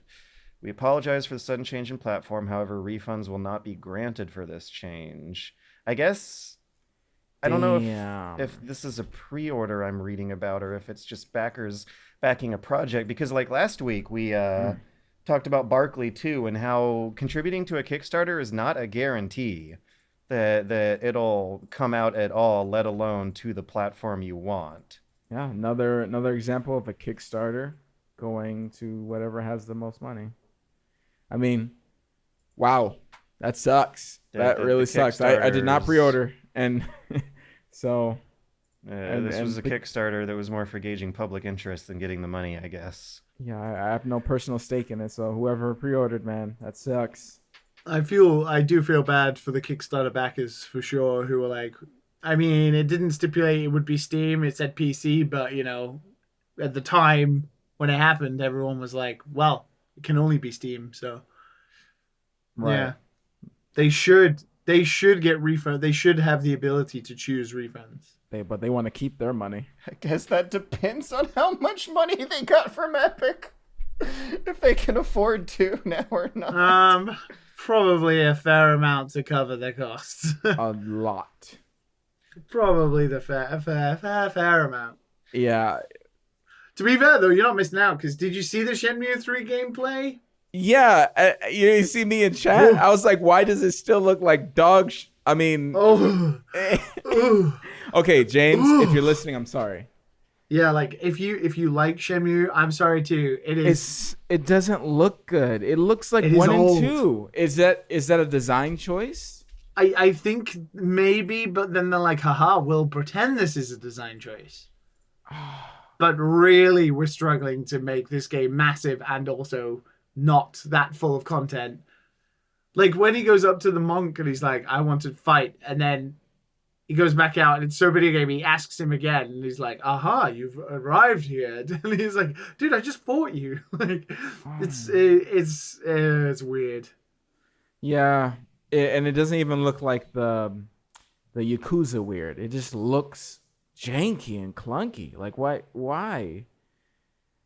Well, there's no way it's going to be better than Yakuza. Like no fucking way. Not the way it looks right now.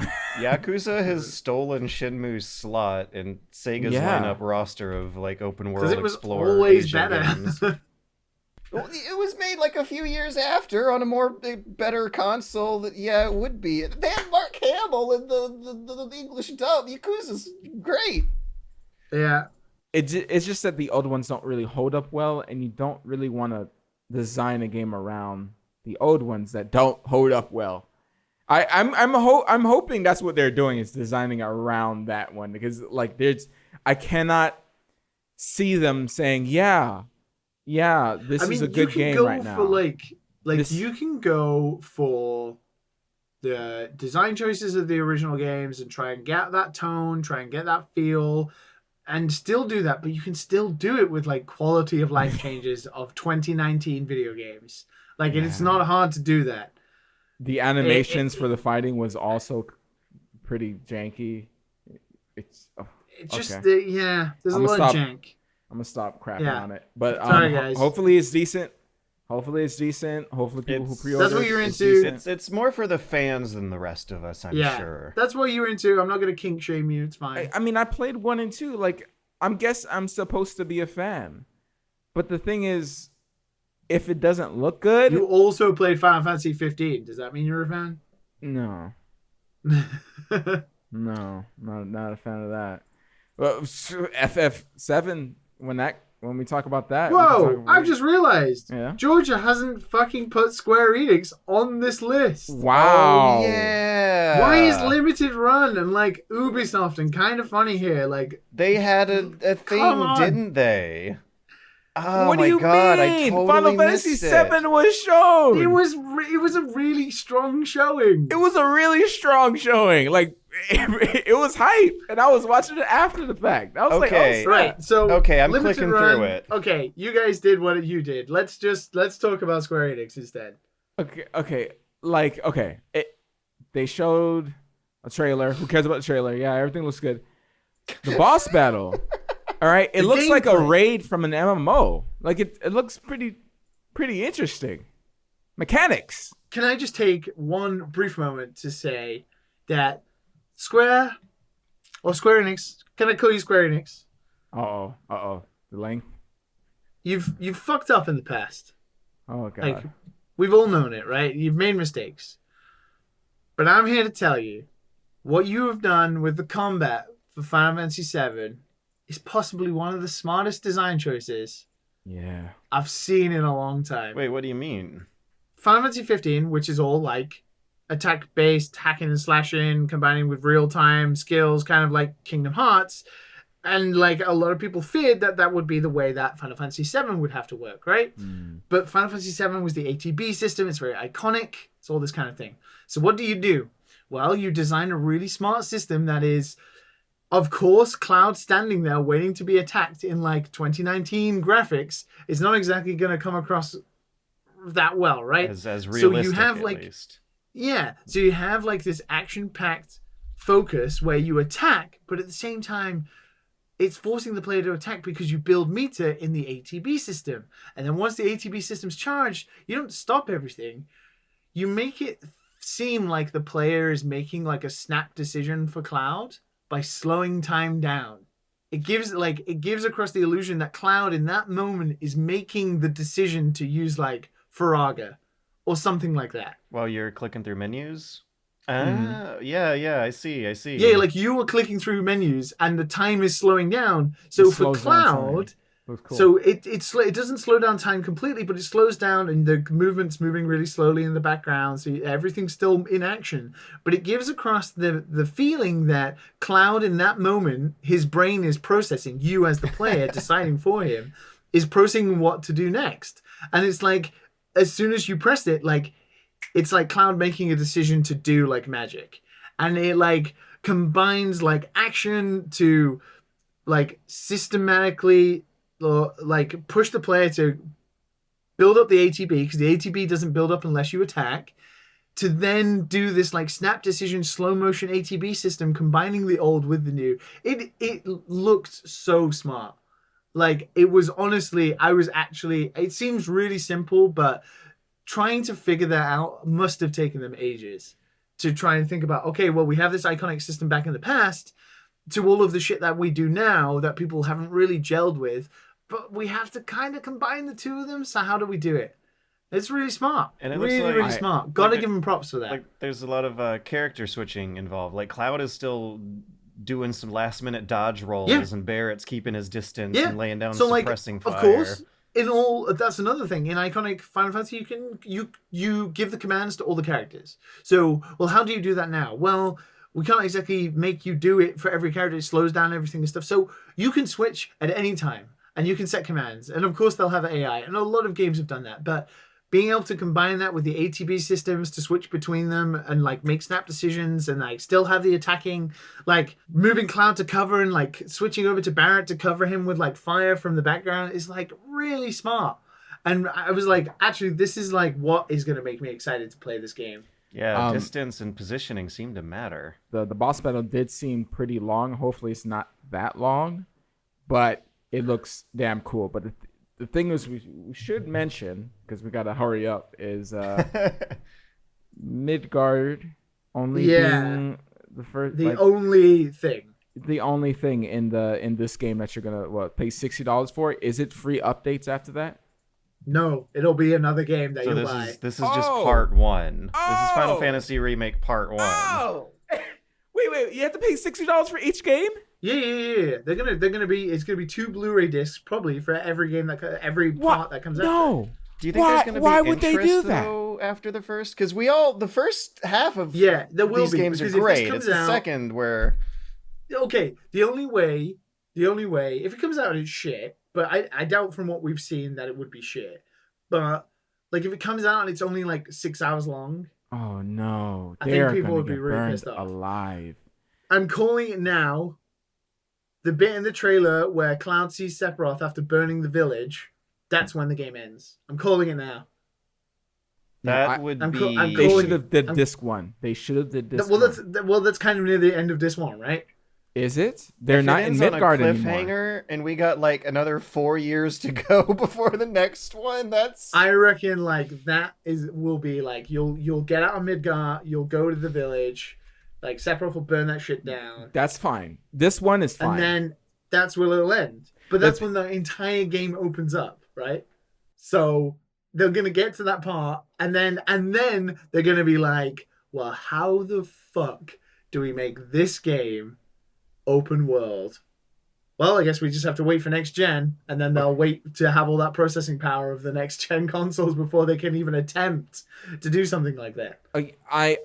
I think what they're trying to do is get fan expectations to be like they're trying to complete that, right? Like so they're doing a whole bunch of detail in Midgard, a ton of detail everywhere.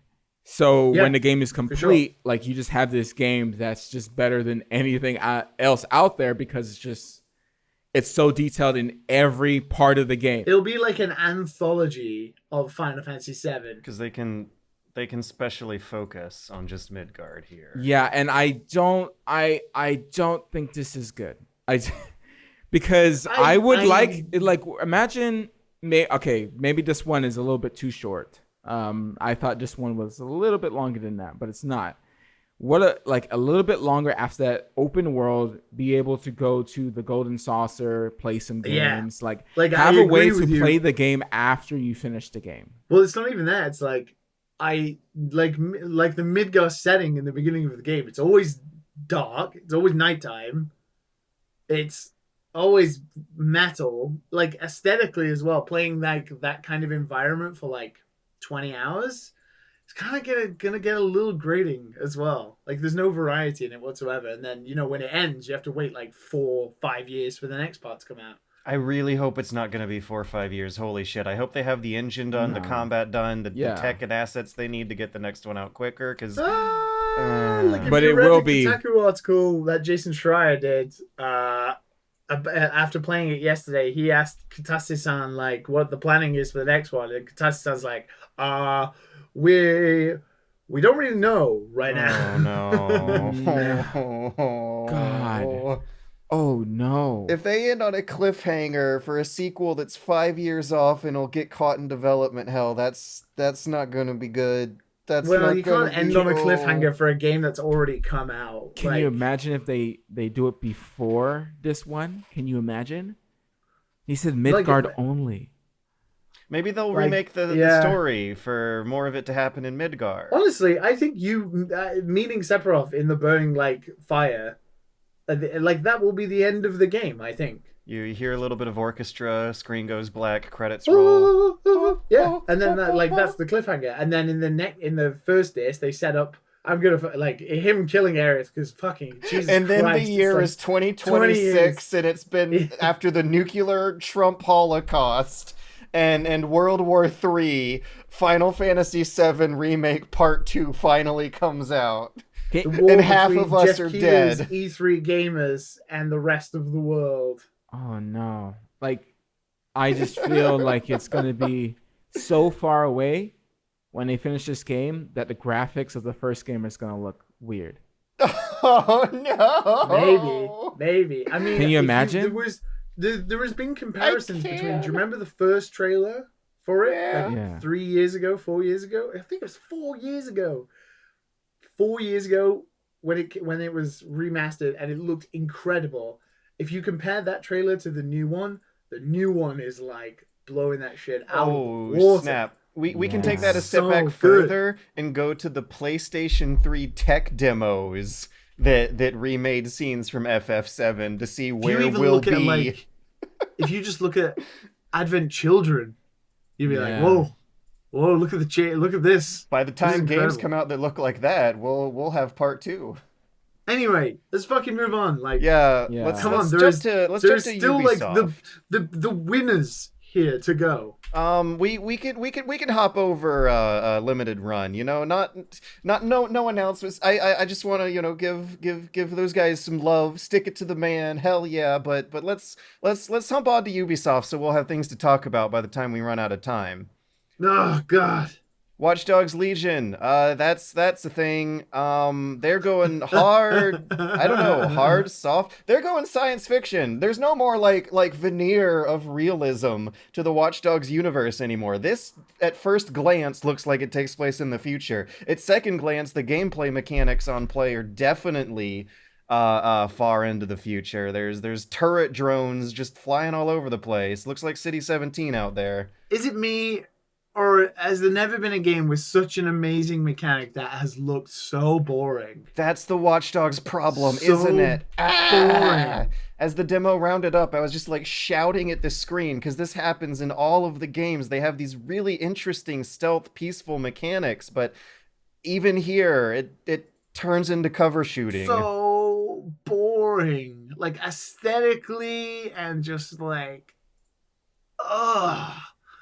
And also the stereotype British voice that they use for every character, and that is like grating to my ears. Yeah, I wondered if you would particularly feel extra patronized by, Oh by my this thing. God. Watching the trailer was like nails on a chalkboard. Literally, if you want to get your Legion fix, just listen to this show, man. Just fucking listen to me burning your ears off because holy shit, that was grating. For the demo during the press conference too, I don't think they detailed exactly how the character switching mechanic works. Because You there's hack into them. Like they're all like what I think it was like all of the people you can switch to are like part of the resistance. Like they have voluntarily joined up. they have personalities, but they can die. So what do you do when you run out of voice actors and scripts? Well, I imagine they do the same thing they do with other games, which is use the same voice actor to do different roles for different things. And it's all probably randomly generated, like the information and stuff like that. That means a lot of story gets cut out for sure. Cool tech in a hella boring looking game, man. What else? Little hint at Gods and Monsters. I don't know about you guys, but I might be taking a peek at this in the future. It's another, It looks nice, but the character's face looked weird. and it's a Breath of the Wild style game about Greek mythology, which is already a thing. It's Assassin's Creed Odyssey. They're like leveraging their current historical fascination with ancient Greece into more projects that I guess are like, in a weird way, it kind of makes me feel like there's been a lot more ancient Greece in Zelda this whole time than people have been giving credit for. The whole concept of venturing off to a abandoned island for a dungeon guarded by a monster boss, like that's Perseus and the Minotaur, and now it's going to be fun revisiting the ancient roots of our power fantasies, and that's why I'm intrigued by this by Ubisoft's current phase with ancient Greece. It's a fun phase. They're releasing Rainbow Six Quarantine, which I'm guessing is them leveraging their assets they built with a Left 4 Dead style mode they put out in Rainbow Six Siege a year ago, which was really weird and only okay. Assassin's Creed Odyssey is still being worked on. They're giving it a Discovery Tour mode. It has long been awaiting something like that to match up with previous games' edutainment features. They're also doing a story creator mode, which looks adorably lame. You have a Twine-style interface where you make a flowchart of if-then statements that are spoken by characters with no voice acting to make your own little custom quest lines. There's probably some cute stuff that'll come out of that. And I think there's Roller Legion. Ubisoft is doing a roller derby game. So like there's not a lot of really big flagship AAA announcements besides Watch Dogs Legions, which looks iffy. So I don't think Ubisoft is heavily winning any of us over this year, judging by the sound of things. Wait, we're still talking about Ubisoft? Sorry. We're done with Ubisoft. I mean, yeah. Did you tune out? Because we can move on from Ubisoft. We're Yeah. good. Like, you started talking about Assassin's Creed, and I was like, well, this is George's thing. I don't got much more to talk about. We're done. We have finished to Ubisoft. talk about is Nintendo Directs. Woo. Yeah. Everyone excited for that Contra? Yeah. Contra. Woo. I think that's the best in the show, right? Like, it's funny, right? Obviously, people are going to be, Liam's so biased towards Nintendo. But Matt, you were screaming. You were screaming in the Discord channel as much as I was about this Direct. There's a lot to go. Where do we even start? Well, I guess we already started with Contra. We start at the start. Dragon Quest is here. It's here to stay, boys. Dragon Quest is. You're gonna fucking love it eventually. I don't know. It's don't coming know. to Smash. You get to play like talking about cool mechanics in games, right? Smash has been trying to employ these unique mechanics with their new characters. Like, you take like Piranha Plant and Joker from Persona with his like actual persona behind him. And now you have like the Dragon Quest hero from across the whole series as 4 alternate different like playable characters that have a magic system. So I think like an actual magic system. We need to clarify, because even I am a bit confused, because it's technically Dragon Quest hero is the character, but there's 4 of them? Yeah, it's the hero. He's or she is kind of always called the hero. It's not the hero from Dragon Quest 11 like you're thinking. It's the hero, as in the main character across the series. But there's 4 of them. Yes, because there have been more than 4 games in the series, and they're all the hero. Did they look? Oh yeah, no, they're okay. They have the same face, but they got different clothes and hair. They've got the same face because they're designed by Akira Toriyama, the guy who made Dragon Ball. And I guess the different versions of them focusing on different. Yeah, so you movesets. have Dragon Quest 11, which is obviously the guy who was in the CGI trailer. Of course, because Dragon Quest 11 is coming to the Switch, and I'm really excited to play that because I haven't had a chance to play that yet. Then you got Dragon Quest 8, which is the best Dragon Quest for me, and like he looks so cool. And then you have Dragon Quest 4.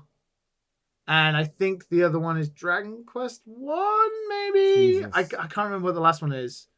But Dragon Quest 4, and then, like, it's and it has, like, a magic system in it. So it's so cool. When they show the little menu where you're picking your magic spell next to your health meter, is that part of the game or just visualizing how... No, it's part of the game. Like, that's one of their attacks. So, like, they have snooze, and they fire it across, and, like, it makes people fall asleep and stuff. How cool is that? Like, they have, like, a weird magic mechanic. I think it's probably going to work like Shulk's Buster, his Monado thing where he has, like, Buster, speed, and, like, he has different powers he can infuse into the Monado. I feel like it's going to work similar to that. And you like hold down a button and then scroll through quickly to choose which one you want, and it will move really fast. But it's super cool to like change shit up like this. And I imagine Sakurai himself, who Dragon Quest for him is his favorite series, like I imagine for him it must have been amazing. I'm trying to like picture the control scheme for it, and yeah, like Shulk, you press a button to toggle through stuff, but the animations make it look and feel like you're cycling through a menu, even though you still have full control over your character in the middle of it. It's coming together. It's coming together in my head. I think it will work nicely, and just the fact that I'm not really sure if they're alternate skins yet, or they are actually like characters that jump in and out, like a Pokemon Trainer does with like Squirtle and Ivysaur, or is it Bulbasaur, and then Charizard and stuff like that. So I'm intrigued to see more about that. We also got Banjo-Kazooie. Banjo-Kazooie's in Smash. I didn't want to talk about it yet because I can't contain myself a little bit over that. Do you guys have any do you guys either have any nostalgia about Banjo-Kazooie? Yeah, a little, not as big as other things, but it's definitely there. I've always found that like for some reason Europeans, maybe because it's rare, I've always found that the UK and like Europeans have like such an incredible fondness and nostalgia for Banjo-Kazooie compared to like Americans, but the reactions for Banjo was pretty crazy. Like, I'm over the moon that Banjo is finally in Smash. It is brilliant. Like, the 6-year-old me is just like chuckling away, playing Smash Brothers, thinking about Banjo being in it. It's so cool. It would be a pretty great time to be a 90s kid if the job market was better. What else? Gotta lower the tone. What else is on the list? Oh, Witcher 3. They're doing the Witcher 3 Complete Edition. Somehow, some way, it's gonna work on the Nintendo Switch. Fitting all of it on a 32 gigabyte card when the actual like Steam release was originally like 60 gigabytes. It's fucking mental. I don't know how. The graphics look like crap, so I guess that's why. It's 720p supposedly, so I don't know. We'll see. Maybe the textures will be. I think the highly textures. compressed. It showed the textures. It didn't. That looked too good. Well, wrong. it's gonna be there. Maybe. I don't know. I'm not sure if CD Projekt Red would release it if it was dog shit.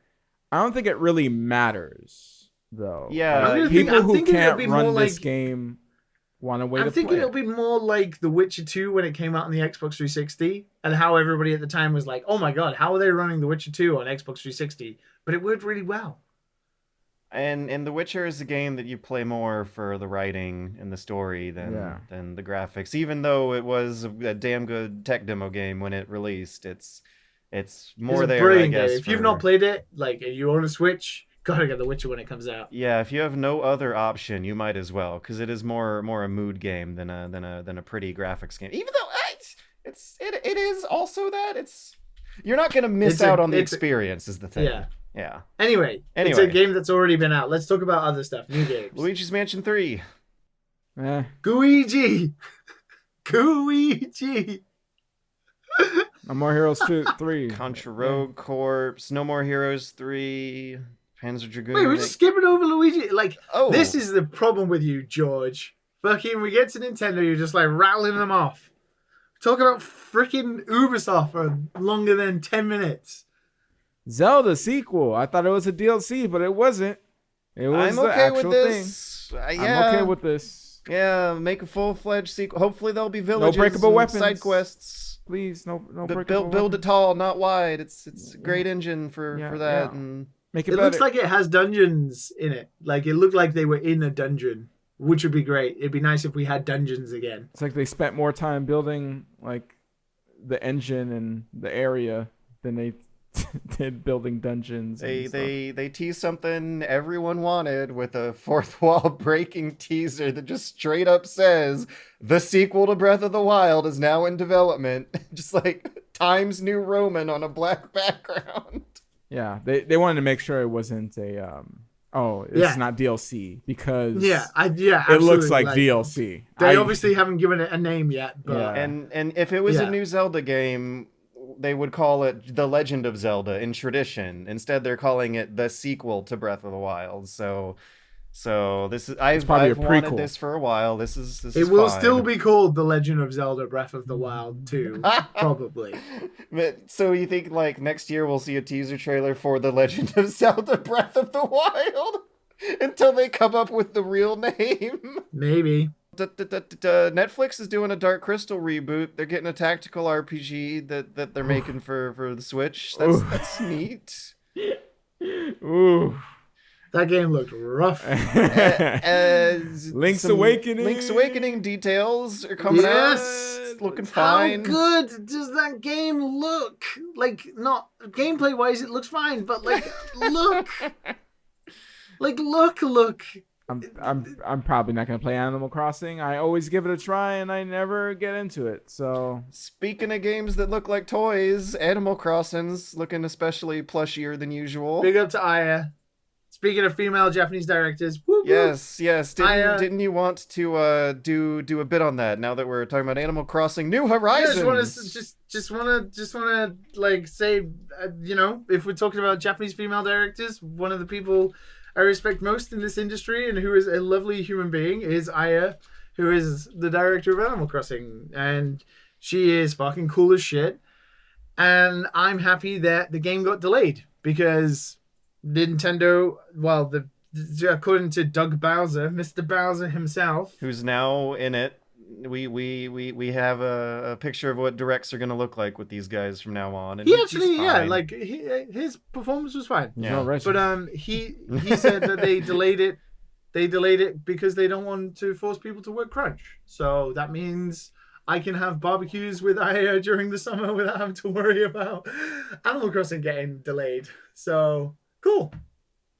And this Zelda footage, damn, Liam, you were right. These bosses, they have facial expressions. They emote during the battle. It has a lot of personality. Like that Link's Awakening amiibo as well. Oof. This is Give it to me now. the most I've seen them use their faces since Wind Waker. It is gorgeous. It is absolutely. It's like a diorama, like a mini diorama, and it is gorgeous. So, any final thoughts then before we address two? What? Yeah, okay. Like No More Heroes 3, Astral Chain. Like, come on. This is a problem with putting Nintendo at the end. No More Heroes 3 was just a teaser. Oh my god, we talk about such other shit. Yeah. What is? I don't Astral know. Chain Like looks No More amazing. Heroes. It's like a niche Astral game. Chain, man. Astral Chain does look interesting, but Yeah, it's platinum and it. Like it's the all gameplay niche. demos that they showed looked really good. It looked like Vanquish with like 2 characters. It looked cool. I mean, it's anime stuff, man. Yeah, that's what you could put them on the outline. Yeah, you could talk about I don't really play anime games that much, and I love me some anime. Oh god, we talked about freaking Ubisoft for ages. No, I didn't. I stayed quiet. We talked about Ubisoft for 5 minutes. I'm looking at the timestamps. Fucking 5 minutes longer than we needed to. Dude, Watch Dogs 2 is pretty damn good fun if you do not play it like these E3 demos. I couldn't go through it. They're remaking Panzer Dragoon as well. Holy shit! I don't even know what to say to that. Panzer Dragoon's fine. That trailer It's looked a like- rail shooter from trailer 20 looked like years crap. ago. Yay, but I don't have the enthusiasm for it that dedicated fans are gonna. The trailer is just like a little dragon that's poorly animated just shooting something. How are you getting hyped about that? How? No, not really. I just like the fact that Panzer Dragoon still exists. It would be a great time to be in 90s. Come on, Banjo though, Kazooie like, can't get a Heroes remake, 3. but Panzer Dragoon can. Like, no, we talked like George brought up fucking Dark Crystal's shitty ass tactic games before like Astral Chain and No More Heroes 3. Come on. Oh my god, this looks. Oh man, this looks bad, man. The explosions don't even look like they're 3D. They look like a 2D. Right.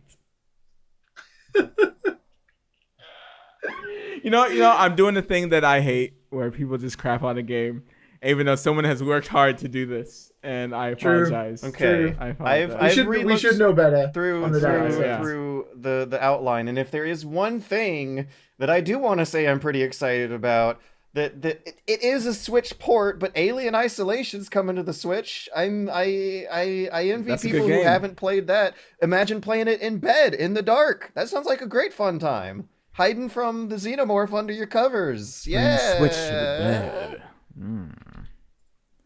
To So- the bed. Okay, so to cap it all off then, guys, tell me, who do you think won in that wholesome tradition that They everybody all likes to won. argue Oh about? my god. And what is the actual game that you are most excited about that's come out of this? Or the most exciting thing? I don't know if I want to turn it into a winners or losers thing, because ultimately it's like I'm gonna be giving them my money anyway. Okay, Yeah, I mean, be bipartisan. I'll That's do fine. it. I'll do it based on games I like. Like for me, I'm probably gonna do Cyberpunk, obviously, Ori and Hollow Knight, FF7 if they don't. I guess I have to, right? Because of the podcast. So FF7, they're gonna take my money. They're gonna rob me. Link's Awakening and Jedi. And Gears 5, and that's pretty much it. That's quite a lot. That's quite a hefty amount for you. Like, I think last year, Matt, you were like fuck. It was nothing. It was nothing. There's so many games coming out now Yeah, so it stepped up a bit. Like, I'm with you. There's a lot of games on there. Like, that are not even coming out until next year. like Elder Ring, Yeah. of course, Final Fantasy VII Remake, which before E3 I would have definitely not even been bothered about, but then after watching the gameplay, I'm like, okay, I'm definitely in for that.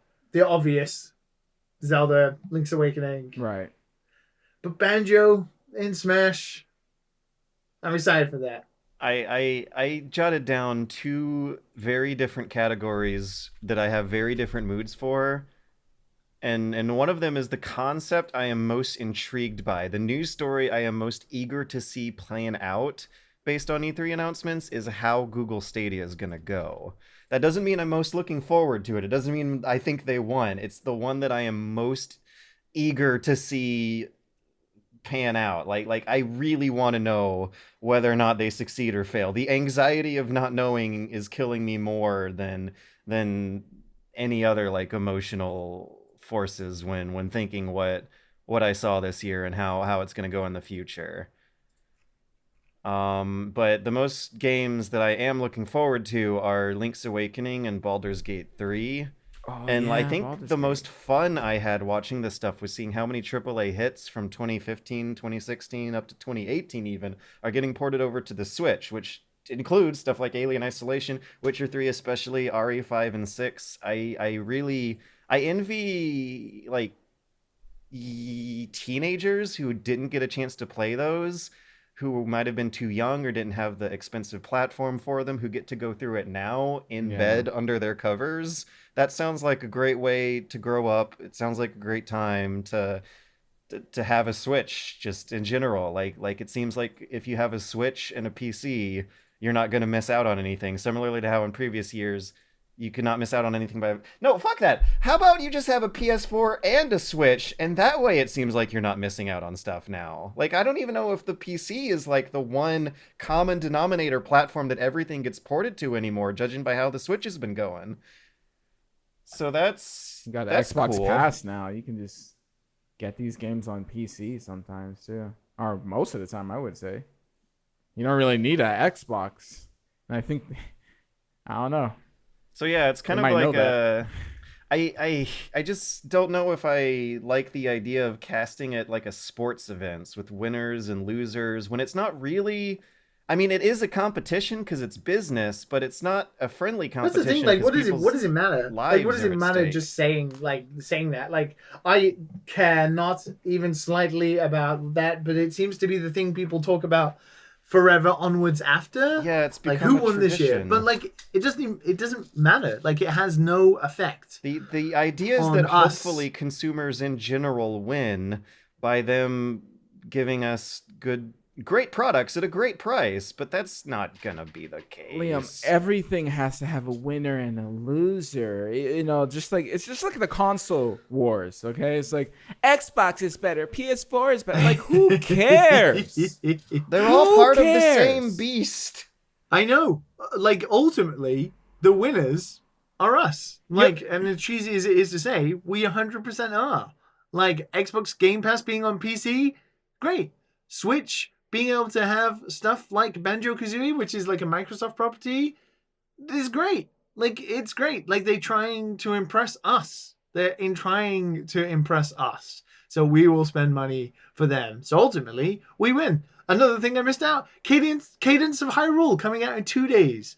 Because that's great. So, yeah, I think we win. Right? Tomorrow.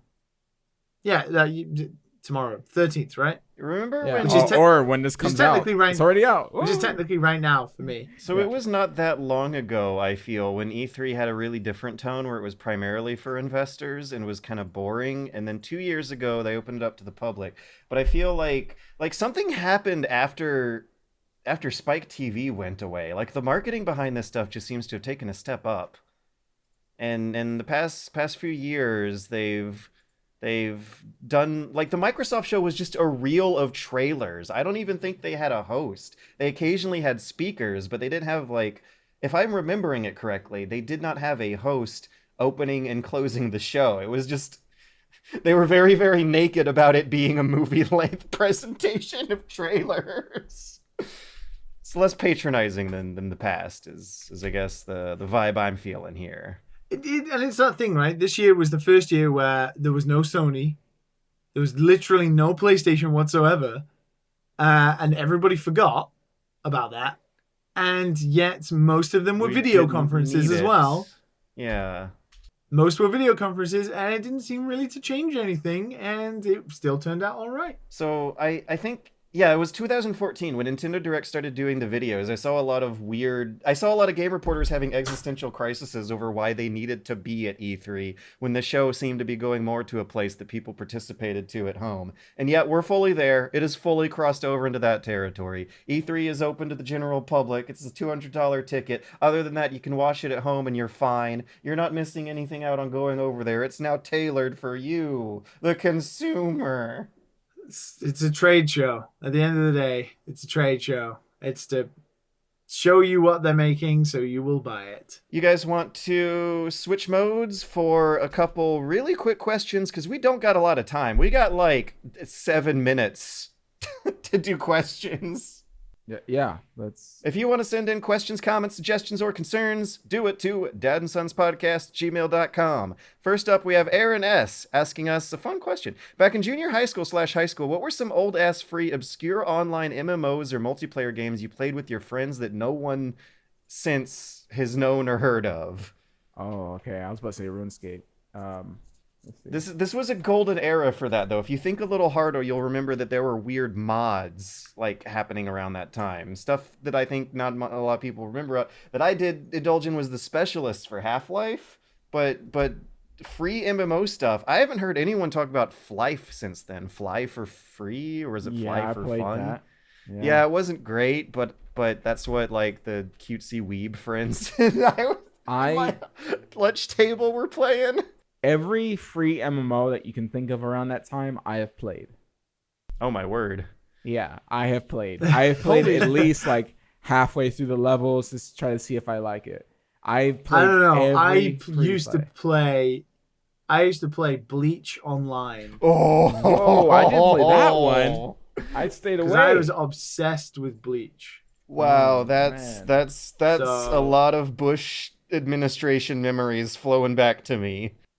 Yeah, I played a lot of Bleach Online, or like a very early version of that. It was bad then. I don't know what it's like now. I'm looking at it. It's a turn-based strategy combat here. Yeah. Yeah. Just like a lot of. It doesn't look too appealing. Woo. Yeah, it was not great, but I was obsessed with Bleach. Do we have fond memories for these things? Because I'm thinking back to my time in Fliff, and I remember it more for the social friend chat room than I do for the game. I don't remember any of that. I have fond memories of like my time, like being a fan of Bleach and talking in forums and playing this game because it was Bleach, but not the game itself. I remember the chat bubbles more than I do the rest of the game's interface. Holy shit! Like it's like the rest of it's blurry, but the chat bubbles, I remember how they look. I played a little bit of Laetale, which is like another 2D MMO because I really liked Maple Story. Dragon Fighter Online also. You know, I dabbled in a lot of stuff. Online. A lot of creativity to come up with that name. Laetale. Oh my god, how do I pronounce this next guy's name? Jehuquidi. Jehuquidi asks, it's often the case that players are able to break a game rather than the developers. History has showed many cases where player-found techniques change the way a game can be played, like bunny hopping, the infinite repository of techniques in Smash Melee, such as wave dashing, and the ways speedrunners complete games in impossible times. So, dads, do you have any favorite techniques like these? Practice any of them? Warframe had one with the dashing. Oh yeah, like the super jump thing, where you could like arrow dart across the sky or something. But my all-time favorite will always be my favorite is Gears of War wall bouncing. Oh yeah, you've talked about that a lot. Amazing. You never feel as good as doing like a triple wall bounce into a shotgun blast into someone's stomach. Oh my god, my gosh. Yeah, that's my favorite. I don't know if it's much of a like cheat. I didn't really use like techniques like this, but in Mario Kart Wii, you could always speed boost by doing wheelies on a motorbike. Oh yeah, yeah. So you could hold up on the D-pad and you could always keep wheeling, like doing a front back wheelie on Mario Kart Wii, and then you could like power slide out of it, and you would always be getting just insane acceleration speed, but you could barely turn, so you had to like move in complete straight arrows and always know exactly where you were going. I enjoyed doing that. That was cool.